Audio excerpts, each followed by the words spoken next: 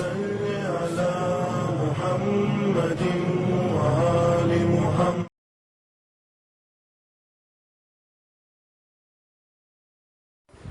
السلام علیکم ورحمۃ اللہ وبرکاتہ. انشاءاللہ جہاں بھی رہیں خوش رہیں، آباد رہیں، شاد رہیں، میری دعائیں آپ کے ساتھ ہیں. الحمدللہ ہم لوگ ایک بڑے پروگرام کو شروعات کرنے کے سلسلے میں آج جس کا پہلا پروگرام آپ کی خدمت میں عرض کرنے کے لیے جا رہا ہوں، جس میں انشاءاللہ ہم اور آپ دعائے کمیل کے سلسلے میں گفتگو کریں گے، اور انشاءاللہ تفسیر قرآن کریم جو ایک اہم ترین خزانہ ہے اللہ کی طرف سے ہم لوگوں کے لیے اس کائنات میں، جس کو محجورہ یعنی ہم نے بہت ہی ہلکا لے لیا ہے. انشاءاللہ کوشش کریں گے کہ اس کو کسی حد تک کچھ گفتگو کے ذریعے سے کھولنے کی کوشش کی جائے. آئیں سب سے پہلے ہم آپ کو رمضان مبارک کی بہت مبارکباد پیش کرتے ہیں. مغفرت کا مہینہ آ گیا ہے، رحمتوں کا مہینہ آ گیا ہے، جس میں گناہ اس انداز سے جھڑتے ہیں جیسے پتجھڑ میں ہواؤں کے جھونکوں سے، طوفانی جھونکوں سے سوکھے پتے درخت سے گرتے ہیں. ایسے ہی انسان کے وجود سے گناہ کے دھبے صاف کیے جاتے ہیں اور گناہ ختم ہونے لگتے ہیں. پروردگار عالم نے مہمانی میں بلایا ہے، وہ انتظامات وہ کرواتا ہے کہ جو انتظامات کائنات میں کوئی کر ہی نہیں سکتا ہے. افطار کے وقت جو ماشاء اللہ سے خوشی میسر ہوتی ہے روزے داروں کو، جو نعمتیں ملتی ہیں روزے داروں کو، وہ نعمتیں، وہ مزے، وہ لطف، وہ روحانیت پورے سال بھر میں نہیں ملتی، اور لوگ اس کا انتظار کرتے ہیں کہ پروردگار عالم کی کب وہ مہمانی شروع ہو جس میں ہم اور آپ سب ایک ساتھ شامل ہوں. آئیں سب سے پہلے، چونکہ دعا وہ ہے جس کے ذریعے سے ایک امید بنتی ہے، اور جس نے دعا مانگنے کے لیے کہا ہے وہ ہم اور آپ جیسے کنجوس نہیں ہیں، بلکہ وہ باسط الیدین، وہ دونوں ہاتھوں سے دیتا ہے.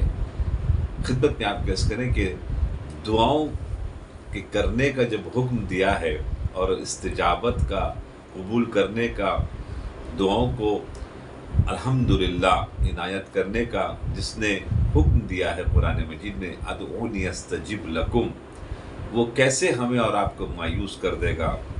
پھر خاص کر کے ماہ مبارک رمضان میں کوئی اگر دعا کرے تو پھر تو اس کی بات ہی الگ ہو جاتی ہے، کیونکہ وہ اللہ کا مہمان ہوتا ہے. اور جب اللہ کا مہمان ہوتا ہے، ہمارے یہاں بھی الحمدللہ ہمارا ملک بھی بہت مہمان نواز ہے، جو یہاں آتا ہے وہ یہیں کا ہو کے رہ جاتا ہے، چونکہ اس لیے کہ ہماری زمین کی مٹی بڑی نرم ہے، ہم بہت محبتی ہیں، مہمان نواز ہیں. تو اب ذرا سوچیں، جب کوئی مہمان نواز ہوتا ہے تو اس کی مہمانی کے اوپر لوگ اس انداز سے افتخار کرتے ہیں، وہ کہیں کہ اللہ میزبان ہو جائے. تو جس نے اس پوری کائنات کو بنایا ہے، ایک درجہ صرف دیا گیا ہے محبت کا اس دنیا میں، اور 99% رکھا ہے اللہ نے اپنے لیے. تو ذرا سوچیے، جب 1% میں وہ ماں کی محبت، وہ بچے کی محبت، وہ بہن بھائی کی محبت، وہ دوستوں کی محبت، وہ میاں بیوی کی محبت جو دنیا میں بہت سے مقامات کے اوپر مثال کے طور پر پیش کی جاتی ہے، تو اب ذرا سوچیے ان کے پاس صرف 1% ہے، اللہ نے اپنے پاس 99% رکھا ہے. تو ذرا سوچیے وہ اپنے بندوں سے کتنی محبت کرتا ہے، اس نے کتنے انتظامات کر کے رکھے ہیں. اگر آپ اس انتظامات کو اگر آپ غور کریں، چونکہ آج پہلی گفتگو ہے تو لہٰذا تھوڑا سی مقدمہ ہونا بہت ضروری ہے.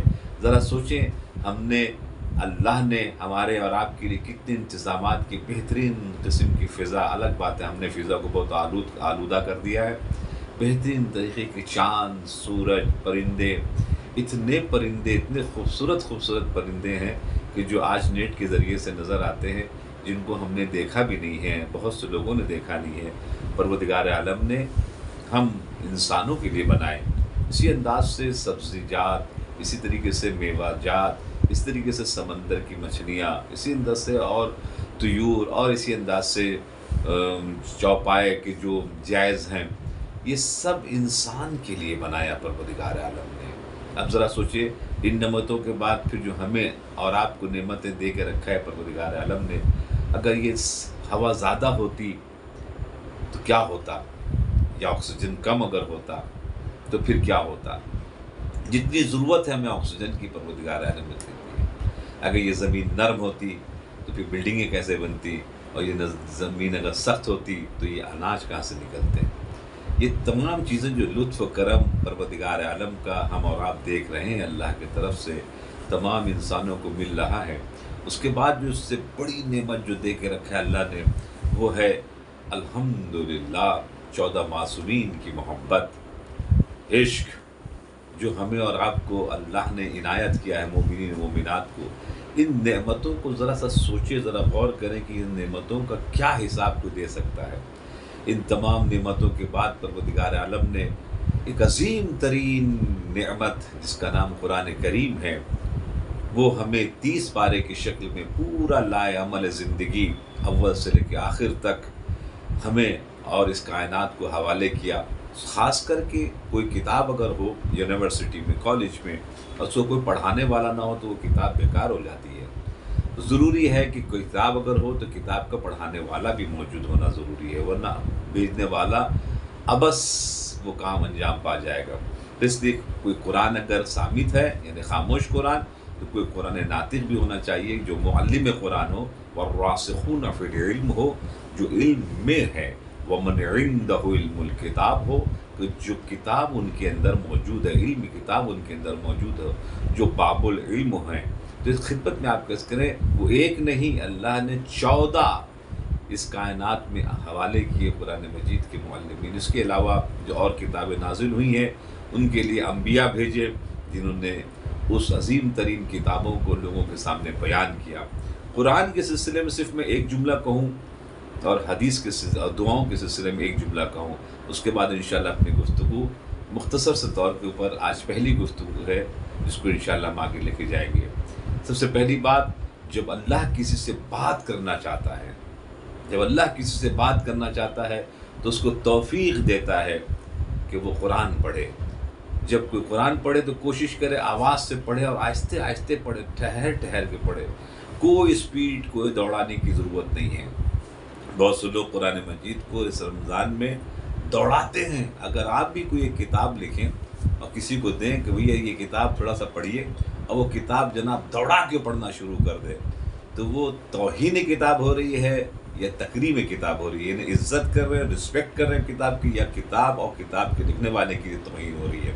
تو لہذا وَرَتِّلِ الْقُرْآنَ تَرْتِيلًا، قرآن مجید نے خود کہا کہ اس کو ٹھہر ٹھہر کے پڑھنا۔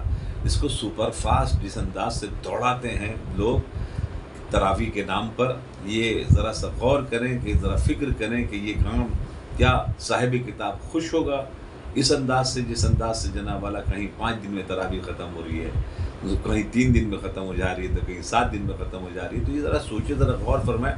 قرآن نے جب خود کہا کہ اس کو ٹھہر ٹھہر کے، وہ اولی الالباب، قرآن آیا ہے صاحبان عقل کے لیے، اندھوں کے لیے تھوڑی ہے۔ اس کو جائیں، اندر جائیں، داخل ہوں، اس کی ترجمے کو دیکھیں، اس کی تفسیر کو دیکھیں، اس کے مفاہیم کو دیکھیں کہ اس خزانے کو اللہ نے جو ہمارے اور آپ کے لیے حوالے کیا ہے، وہ انگریز جو بہت سے پڑھے لکھے ہیں، انہوں نے اس کے اندر میں داخل ہو کے بہت بڑے بڑے خزانے نکالے ہیں، ایونٹ کیے ہیں، اور بہت سی چیزوں کو ایجاد کیا ہے۔ ہم اگر اس کے اوپر ریسرچ نہ کریں، کام نہ کریں، تو یہ ہماری ذمہ داری ہے، یہ ہماری کوتاہی ہے۔ قرآن مجید نے کبھی کوئی کسر نہیں چھوڑی۔ تو جب اللہ بات کرنا چاہتا ہے کسی بندے سے تو اس کو قرآن پڑھنے کی توفیق عنایت کرتا ہے، اور جب یہ چاہتا ہے کہ بندے ہم سے بات کریں تو پھر اس کو دعا پڑھنے کی توفیق عنایت ہوتی ہے۔ تو ہماری گفتگو آج دعا کے سلسلے میں بھی ہوگی اور قرآن کے سلسلے میں بھی ہوگی انشاءاللہ اس پورے ماہ مبارک رمضان میں۔ تو آئیں آج تھوڑی سی گفتگو دعائے کمیل کے سلسلے سے آپ کی خدمت میں بیان کرتے ہیں۔ دعائے کمیل اتنی عظیم ترین دعا ہے جس کو میرے مولا متقیان نے سجدے کی حالت میں پڑھی تھی۔ سجدے کی حالت میں میرے مولا متقیان نے اس دعا کو قرات کی تھی، جس کو ہم اور آپ الحمدللہ شب جمعہ پڑھتے ہیں۔ اس کے اندر میں اس انداز سے گفتگو کی ہے، عاجزانہ طور کے اوپر ایک بندہ اپنے اللہ کی بارگاہ میں کس انداز سے گڑ گڑا کے مانگ رہا۔ ہم 10-15 منٹ میں، آدھا گھنٹے میں پڑھ کے دوڑا کے ختم کر دیتے، عربی ہم نے کیا پڑھا کچھ سمجھ میں بھی نہیں آتا بہت سے لوگوں کو، مگر اے کاش اگر ہم اس کو ذرا سمجھ کے پڑھیں تو میرے مولا متقیان نے اس کے اندر میں خزانہ دیا ہے بندگی کا، جس کو ہمیں اور آپ کو سمجھنے کی بہت سخت ترین ضرورت ہے۔ ذرا سوچیں، ذرا غور فرمائیں کہ جناب کمیل جو بہت خاص تھے میرے مولا متقیان کے، اور اسی خاص ہونے کے اعتبار سے جو میرے مولا کے بہت خاص لوگ تھے، ان کو شہید کیا گیا صرف اسی لیے کہ آپ علی کے چاہنے والے کیوں ہیں۔ 90 سال کی عمر میں ان کو شہید کیا گیا تھا۔ اب ذرا سوچیے، بڑھاپے میں کون کیا کر سکتا ہے کسی کے لیے، مثلا تبلیغات یا وغیرہ وغیرہ۔ اس 90 سال کی عمر والے بھی برداشت دشمنان اہل بیت کو نہیں ہوئے، اور ایک مرتبہ بنی عباس کے اس خبیث ترین گورنر نے ان کو شہید کیا۔ خدمت میں آپ کیس کریں کہ جناب کمیل نے ایک مرتبہ جو یہ دعا سنی، آہستہ آہستہ مولا کے ساتھ گھر پر آ گئے۔ جب آئے گھر پر تو کہا کہ کمیل کچھ کام ہے؟ کہا مولا جو دعائیں آپ بتا رہے تھے اگر ہو سکے تو مجھے لکھوا دیجئے، تاکہ یہ تحفہ عظیم ہمارے مومنین تک پہنچے، کائنات کے آنے والے تمام شیعوں تک پہنچے۔ تو مولا کائنات نے اپنے گھر میں بیٹھ کر اس دعا کو جناب کمیل کو لکھوائی۔ جو آج ہمارے ہاتھوں میں دعا کمیل ہے، اس کی تاریخ یہ ہے۔ مولا کائنات کبھی سجدے میں پڑھتے تھے تو کبھی خانہ کعبہ کے پردے کو پکڑ کے اس دعا کمیل کو پڑھتے تھے اور اپنی بندگی کا اظہار کرتے تھے۔ انشاءاللہ ہماری گفتگو جب دعا کمیل کے سلسلے میں شروع ہوگی تو آپ اور ہم ذرا غور کریں گے کہ کیا خزانہ ہے جو میرے مولا متقیان نے دیا ہے۔ یورپ میں بہت سے بچے ماشاءاللہ پڑھنے کے لیے گئے، دعا کمیل کو انگلش میں انہوں نے جناب پڑھنا جو شروع کیا، تو وہ انگریز کے جو بچے تھے وائٹ، بہت سمجھدار جو بہت سے تھے، انہوں نے کہا کہ ہم نے تو آج تک اس انداز کی پرے اور اس انداز سے کوئی انسان گفتگو کرے اپنے گاڈ سے، یہ ہم نے کبھی سنا بھی نہیں تھا، کبھی سوچا بھی نہیں تھا کہ اس انداز سے گفتگو کی جا سکتی ہے۔ اور وہ اسی دعا کمیل کے ذریعے سے بہت سے بچے شیعہ ہو گئے، وائٹ کے بہت سے شیعہ کشتی اہل بیت پر آ گئے، بہت سے غیر شیعہ ہو گئے۔ اور ہم اس خزانے کو رکھتے ہیں اور ہم اس کے اوپر غور نہیں کرتے کہ کتنا عظیم ترین تحفہ میرے مولا متقیان نے دیا ہے، اور وہ صرف ایک فارمیلٹیز کے طور کے اوپر پڑھ کے ہم جناب اس کو کتاب کی شکل میں رکھ کے بہت احترام کے ساتھ پھر آئندہ ہفتے انشاءاللہ ملاقات ہوگی، اور یہ کہہ کے ہم جناب رکھ دیتے ہیں۔ آئیں وہ دعا جس کے لیے حکم دیا گیا ہے کہ اس کو ہر روز پڑھے، اگر نہیں تو ہفتے میں ایک مرتبہ پڑھیں، اگر نہیں تو کم سے کم مہینے میں، یا تو کم سے کم سال میں، نہیں تو کم سے کم اپنی زندگی میں ایک مرتبہ ضرور پڑھنا۔ تو کیا مطلب خالی صرف تلاوت کر لے؟ نہیں، اس کو سمجھنا۔ اولی الابصار جس اندر قرآن نے کہا ہے کہ جو آنکھ والے ان کے لیے ہے یہ، اندھوں کو کیا پتہ چلے گا کہ کیا ہے یہ؟ اولی الالباب صاحبان عقل کے لیے ہے یہ قرآن مجید۔ یعنی اسی اندر سے دعاؤں کا بھی سلسلہ، اس کے اندر جانا ہے، اس کی تشریح کرنا ہے، اس کا ترجمہ ہونا چاہیے، تاکہ ہمارے بچوں کو سمجھ میں آئے، پختگی ہو، بلندگی ہو، معرفت آگے بڑھے، عرفانی شکل میں الحمدللہ آئے۔ چونکہ اب آج کل کے زمانے میں ٹی وی اور فریج چوری نہیں ہوتا، آج کل کے زمانے میں اتنے پروکسس چل رہے ہیں کہ جناب عقیدے چوری ہوتے ہیں۔ اس کو بچانا ضروری ہے، ہر گھر کے فرد کو بچانا، جس انداز سے بھوک سے بچانا ضروری ہے، نزلے اور کھانسی اور زکام اور ان چیزوں سے بچانا ضروری ہے، ایسی اب آج کے زمانے میں جو وائرس چلا ہے عقیدے کو چرانے کا، اس سے بچانا بہت ضروری ہے۔ جب کمپاؤنڈر ڈاکٹر بن جائیں اور وہ آپریشن تھیٹر میں پہنچ جائیں تو پھر تقریباً کیا حال ہوگا مریض کا، وہ آپ اچھی طریقے سے سمجھ سکتے ہیں، سوائے اس کے مرنے کے علاوہ کوئی راستہ نہیں ہوگا۔ اسی انداز سے جس نے کوئی تعلیم کسی مدرسے سے، کسی حوزے سے حاصل نہ کی ہو، اگر وہ ممبر پر آ جائے یا ریلیجس ٹیچر بن کے سامنے آ جائے تو پھر جو مریض کا حال، یعنی بچوں کا جو حال ہوگا، وہ اللہ ہی خیر کرے۔ تو میں نے عرض کیا کہ بہت ضروری ہے، کہتے نہیں ہیں کہ نیم ملا نیم حکیم خطرے جان، نیم ملا خطرے ایمان۔ یہ بزرگوں نے جب پہلے کہا تھا محاورے میں، ایسی بات نہیں کی تھی، بالکل اس کے اندر میں حتماً ایک پیغام تھا۔ تو جو بھی جس لائن کا اسپیشلسٹ ہے اس کے حوالے کرے اپنے بچوں کو، ہر ایک کے ارے غیر نتو خیرے کے حوالے نہ کریں، ورنہ آج کل کے زمانے میں اللہ بچائے ہمارے بچوں کو، ہماری نسلوں کو، جو محبان اہل بیت پروردگار عالم قرار دے اور رکھے۔ تو جناب کمیل ایک مرتبہ مولانا متقیان جن کے نام سے دعائے کمیل ہے، الحمدللہ بھی میں عراق زیارت کے اوپر تھا، تو میں آج سے 1 ہفتہ تقریباً ہوگا، ہفتہ 10 دن پہلے میں جناب کمیل کے قبر پر گیا، اور جانے کے بعد ہم نے آپ لوگوں کی طرف سے بھی زیارت اور سلام پیش کیا، اور بہت چیزیں میرے تصورات میں گھوم گئیں کہ مولا کائنات کے کچھ 10 لوگ ایسے خاص تھے جن سے مولا کائنات ایک دوستانہ کے اعتبار سے گفتگو کرتے تھے. یعنی ایک تو ہونا چاہیے نا، وہ بھی ایک انسان ہے، دوستانہ اعتبار سے اس 10 افراد میں سے ایک آدمی، ایک شخص جناب کمیل علیہ السلام علیہ الرحمہ والرضوان، ان کی جناب والا ذات گرامی. لیکن مولا کائنات مسکرا رہے تھے دیکھ کے، کوفے کی طرف دیکھ کے مسکرا رہے تھے. کوفے میں تو تھے ہی، کوفے سے باہر کی طرف دیکھ کے مسکرا رہے تھے. ایک مرتبہ جناب کمیل نے کہا مولا مسکرا کیوں رہے ہیں؟ تو کہا کمیل کیا میرے مسکرانے پر بھی پابندی ہے کیا؟ کہا مسکرا بھی نہیں سکتے؟ کہا نہیں مولانا، نہیں مولا پابندی نہیں ہے، مگر آپ کی مسکراہٹ جو ہے کوئی نہ کوئی پیغام رکھتی ہے. تو لہٰذا اس کی بنیاد کے اوپر اس پیغام کے سلسلے میں میں آپ سے پوچھنا چاہ رہا ہوں کہ ذرا سا بتائیں گے کہ آپ مسکرا کیوں رہے ہیں؟ تو کہا میں کچھ دیکھ رہا ہوں. دیکھنا چاہتے ہو؟ کہا ہاں مولا ہم دیکھنا چاہتے ہیں. تو فوراً قریب بلایا، آنکھوں کے اوپر ایک مرتبہ ایسے ہاتھ رکھا، اور رکھنے کے بعد جو ہے ہاتھ ہٹا لیا، اور ہاتھ ہٹانے کے بعد جیسے ہٹایا تو دیکھا سامنے وادی السلام ہے. چونکہ مولا متقیان کی قبر بننے کے بعد پھر نجف آباد ہوا ہے، ورنہ کوفہ ہی تھا.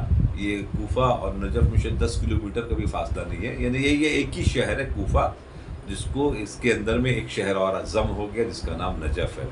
ورنہ ایک شہر کے سمجھیے 2 نام، یوں سمجھ لیجیے آپ. تو مولا متقیان کے ٹھیک قبر کے بغل میں بہت بڑا biggest symmetry in the world ہے، سمجھیے سب سے بڑا قبرستان دنیا کا.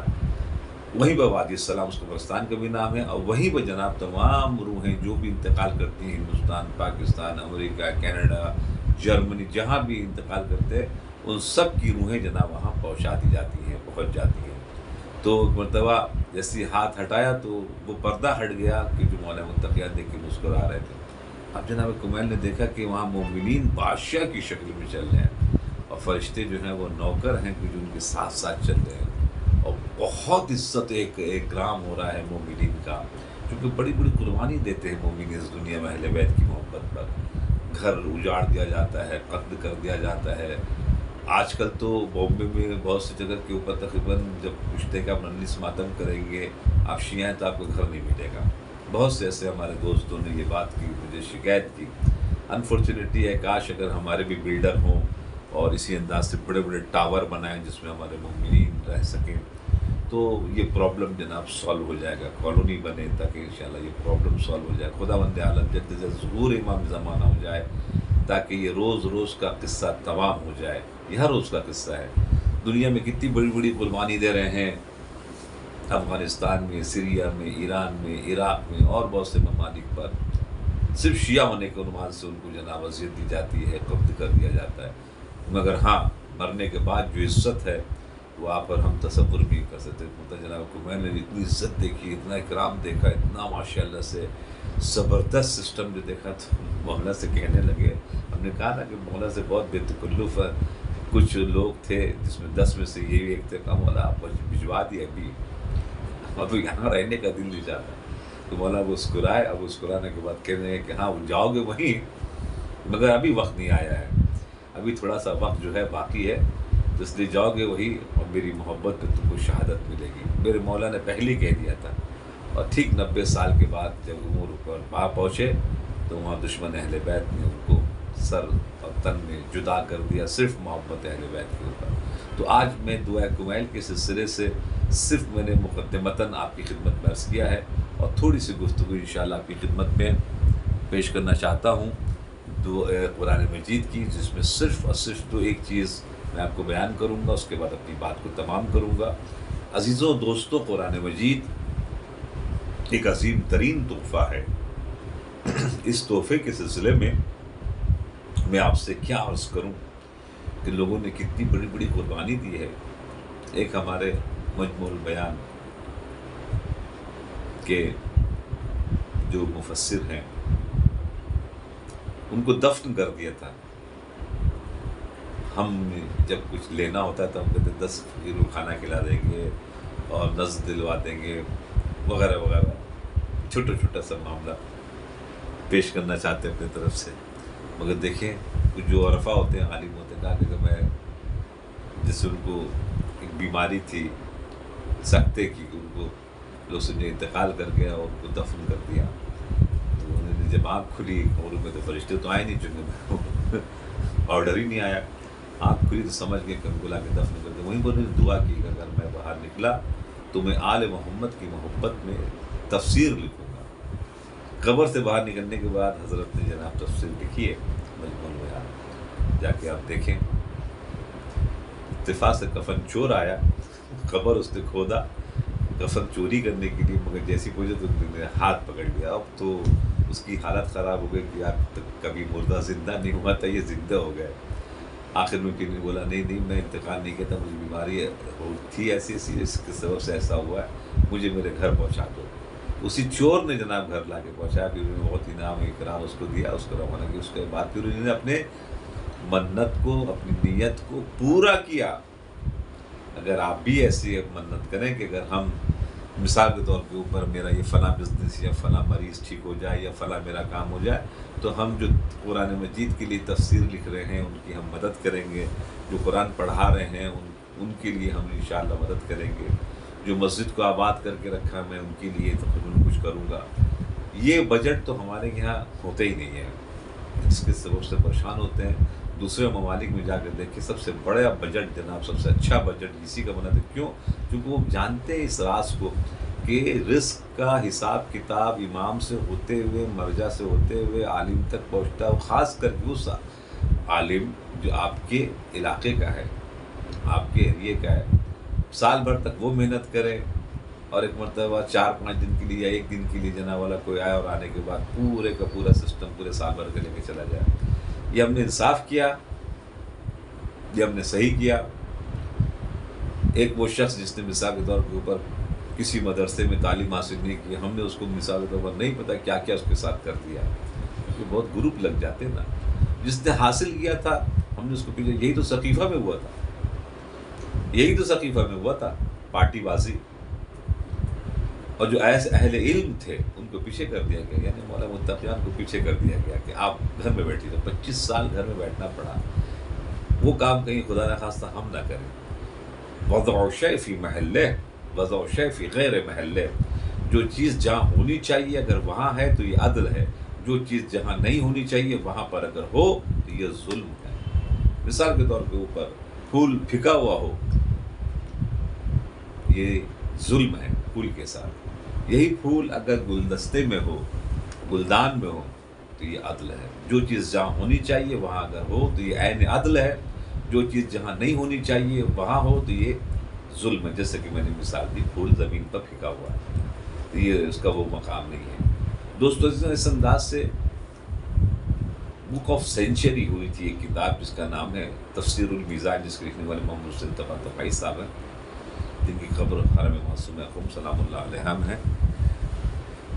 انہوں نے جو تفسیر لکھی ہے وہ 20 سال لگا ان کو تفسیر لکھنے، اور اکیلے لکھا انہوں نے تفسیر المیزان. بہت زبردست تفسیر ہے.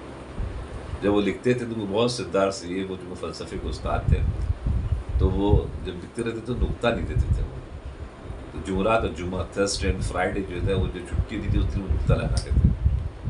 جیسے بے لکھا تو بے میں نقطہ، جیم میں نقطہ نہیں ہے، خے ہے تو خے میں نقطہ نہیں ہے. وہ سمجھ جاتے تھے یہاں پہ کیا ورڈ ہے، اور بغیر نقطہ دیے ہوئے جنا والا لکھتے ہوئے آگے چلے جاتے تھے. جب مجھ سے پوچھا کہ آپ کیوں ایسا کرتے ہیں، نقطہ نہیں دیتے آپ، تو کہا کہ اگر میں نقطہ دوں گا تو 15 منٹ زیادہ خرچہ ہو جائے گا، 15 منٹس جو زیادہ خرچہ ہو جائے گا. میں نہیں چاہتا کہ میرے شو کی لیے میری زندگی ہے اور 15 منٹ اس میں ضائع ہو جائے. اس لیے میں نقطہ جو ہے وہ چھٹی والے دن لگاتا ہوں، جمعرات اور جمعے والے دن، جس دن حوض علمیہ میں چھٹی رہتی ہے. اس دن میرا درس نہیں ہوتا، اس دن میں صرف نقطہ لگاتا ہوں. یہ کام کرتے ہوئے انہوں نے 20 سال کے، تب پھر جا کے جناب ایک تفسیر مرتب ہوئی، اور اتنی زبردست مرتب ہوئی کہ بک آف سینچری بن گئی. 100 سال میں سب سے بڑی کتاب. جب انہوں نے کتاب لکھی تو ان سے انٹرویو ہوا، تو انٹرویو میں ان سے کسی نے پوچھا کہ جب سے قرآن نازل ہوا ہے اب تک یہ بتائیے کتنے % قرآن کو سمجھ لیا گیا؟ بڑا زبردست سوال تھا. انہوں نے جو جواب دیا وہ جواب بھی بڑا زبردست ہے.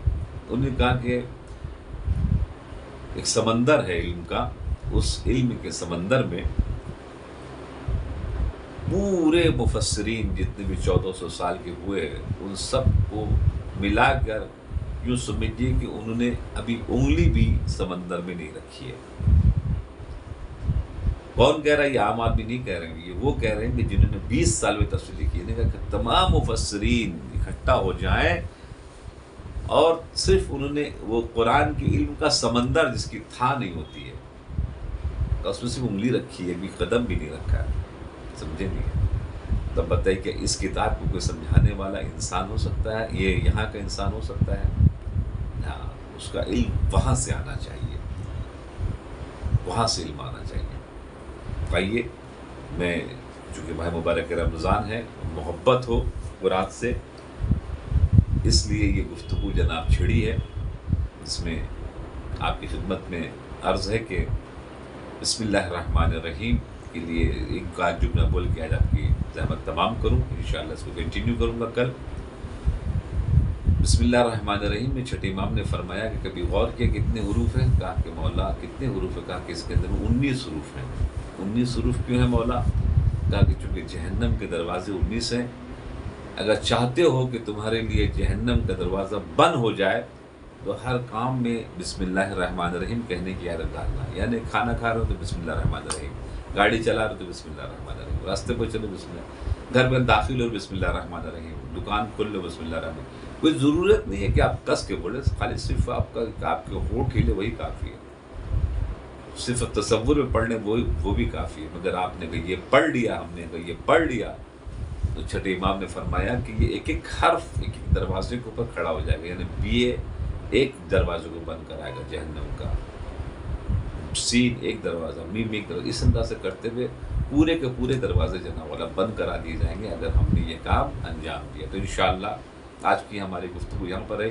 میں انشاءاللہ کل کی گفتگو کنٹینیو کروں گا، جس میں بسم اللہ الرحمن الرحیم اور دعائے کمیل کے سلسلے میں داخل ہوں گا. آج میں داخل نہیں ہو سکا. وآخر دعوانا ان الحمدللہ رب العالمین، والسلام علیکم ورحمۃ اللہ وبرکاتہ. دعا میں یاد رکھیے گا اس ناچیز کو انشاءاللہ. والسلام علیکم.